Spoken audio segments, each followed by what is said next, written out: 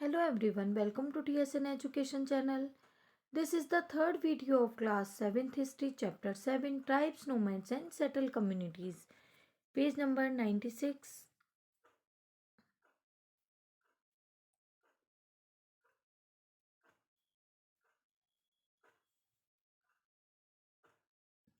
Deliberation on Jati. A 12th century inscription from Uyakonan Udayar in Tiruchirappalli Taluk in present day Tamil Nadu. Describe the deliberation in सभा. यहाँ पर एक जो सभा है उसके बारे में डिस्क्राइब किया गया है कि जो ब्राह्मण है उनकी सभा कैसी थी. 12th सेंचुरी के एक इंस्क्रिप्शन से हमें डिटेल मिलती है. They delivered on the status of a group known as Rathakaras, literally chariot makers. Rathakaras जो कि रथ बनाने वाले होते हैं, यहाँ पर उनके बारे में उनकी जो डिटेल है यहाँ पर दी गई है, उन्हें डिस्क्राइब किया है. दे let down there occupations.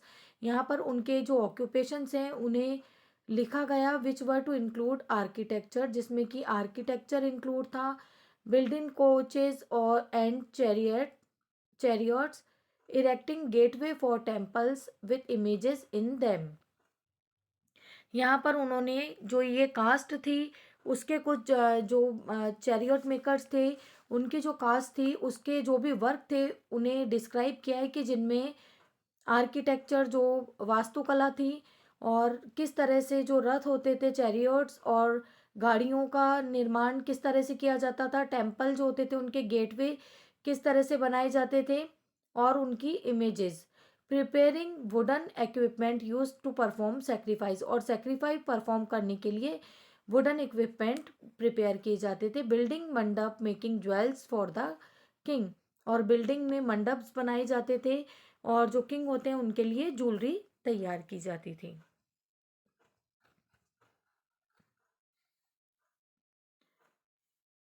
Among the Kshatriya, new Rajput clan become powerful by the 11th and 12th century. 11th और 12th सेंचुरी में क्षत्रिय में कुछ राजपूत क्लेन्स भी पावरफुल होने लगे थे. They belong to different lineages, और वे डिफरेंट लीनेजेस को बिलोंग करते थे, जैसे कि हून, Chandel, Chalukya and others. Different जो डायनेस्टी होती थी उन्हें बिलोंग करते थे हून, चंदेल, चालुक्य और others. Some of these too had been tribes earlier. इनमें से कुछ जो कास्ट थी जैसे चंदेल, चालुक्य और हून, इनमें से कुछ जो डायनेस्टी थी वो पहले ट्राइब भी रह चुकी हैं. Many of these clans came to be regarded as Rajput. उनमें से कई जो क्लेन होते थे उन्हें राजपूत माना जाता था. They gradually replace the old.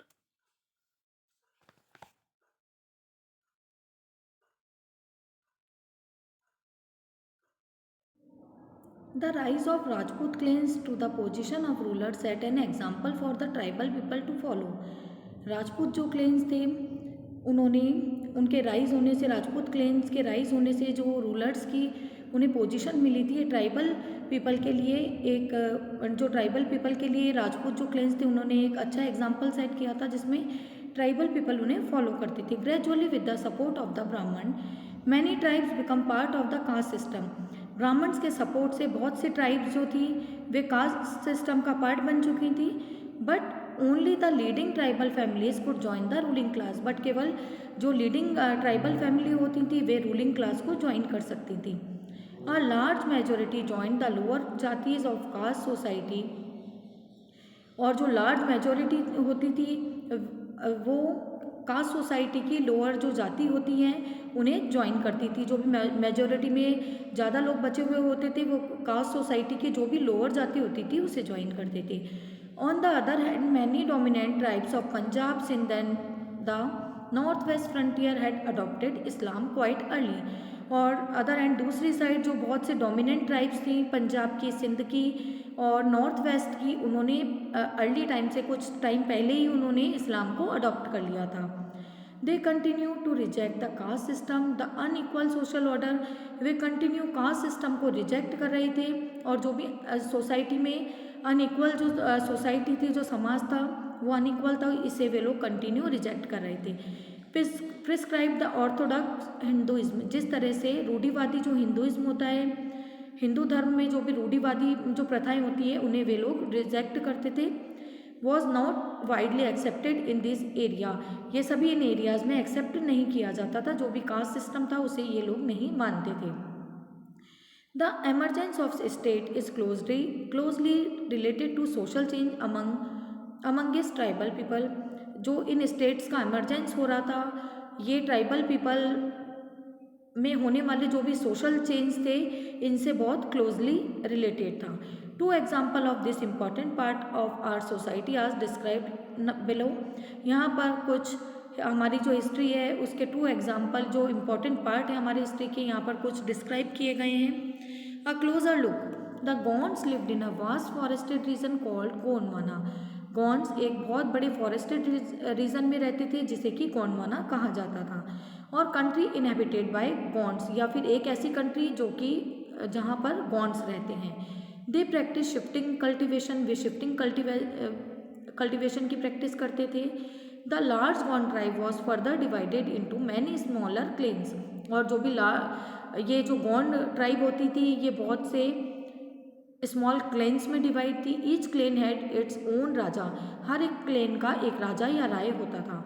About the time that the power of Delhi sultans was declining, जब दिल्ली सुल्तान्स की पावर डिक्लाइन हो रही थी, जब उनकी पावर कम हो रही थी, a few large Gond kingdoms were beginning to dominate the smaller Gond chiefs, कुछ जो बहुत बड़े गॉन्ड किंगडम्स थे वे स्मॉल गॉन्ड चीफ्स को डोमिनेट कर रहे थे, उन पर हावी हो रहे थे। The Akbarnama, a history of Akbar's reign, Akbarnama जिसमें कि अकबर की रेन की, उनके जो शासनकाल की हिस्ट्री लिखी गई थी, उसमें ये मेंशन किया गया है कि Gond kingdom of Garhakatanga that had 70,000 villages, कि गॉन्ड जो किंगडम थी वहाँ के जो गढ़कटंगा जो एरिया था वहाँ पर 70,000 विलेजेस उस गढ़कटंगा में थे।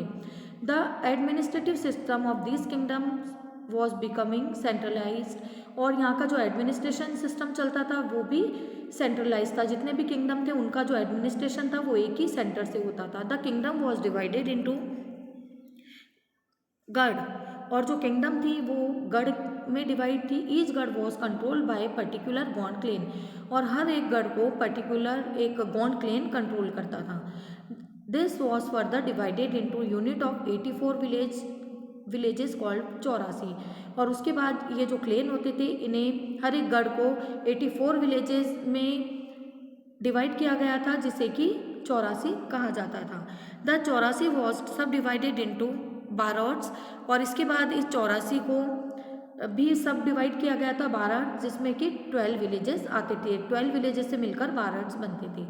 The emergence of large state change the nature of Gond society, जब लार्ज स्टेट के एमरजेंस हो रहे थे तब उन्होंने गॉन्ड सोसाइटी के नेचर को भी चेंज किया। They are basically equal society gradually not divided into unequal social classes, पहले टाइम में जो भी इक्वल सोसाइटी थी वो धीरे धीरे अनइक्वल सोशल क्लासेस में डिवाइड हो गई थी। Brahmin receive land grants from the Gond raja and become more influential, जो ब्राह्मण्स होते थे गॉन्ड राजा से उन्हें वे लोग लैंड को रिसीव करते थे, ज़मीन उन्हें मिलती थी और उसके बाद वो काफ़ी ज़्यादा प्रभावशाली बन गए थे। The Gond chief now wish to be recognise as Rajput, अब गॉन्ड चीफ ये चाहते थे कि उन्हें राजपूत की तरह रिकॉग्नाइज किया जाए। So Aman Das the Gond raja of Garhakatanga assume the title of Sangram Shah, इसीलिए जो अमनदास थे गॉन्ड राजा उन्होंने संग्राम शाह के टाइटल को एज्यूम किया, अपने आप को संग्राम शाह उन्होंने बताया।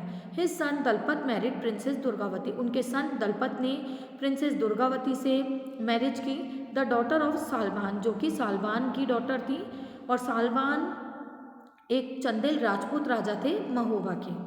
Dalpat however died early, Dalpat की जल्दी ही डेथ हो गई थी। Rani Durgavati was very capable and started ruling of behalf of her 5 years old son, और उसके बाद रानी दुर्गावती ने अपने 5 ईयर के जो भी सन थे उनके बिहाफ पर वहाँ पर रूलिंग करना स्टार्ट किया। और उनके सन का नाम था वीर नारायण।